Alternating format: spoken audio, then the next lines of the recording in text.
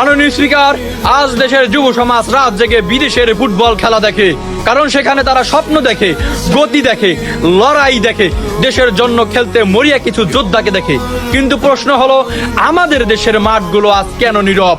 কেন গ্রামে সেই প্রতিভাবান ছেলেটা একটা ভালো বুটের অভাবে হারিয়ে যায়?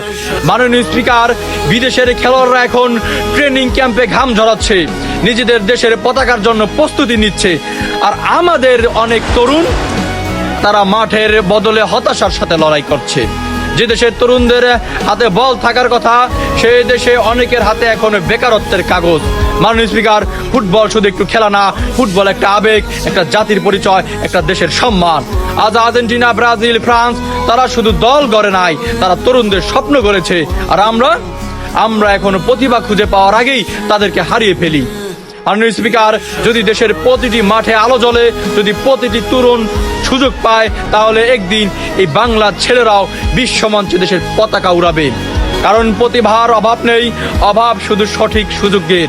বিদেশে ফুটবলে আবেগ খুঁজে, কারণ নিজের দেশের ফুটবল এখনো আমরা স্বপ্ন খুঁজে পাই নেই।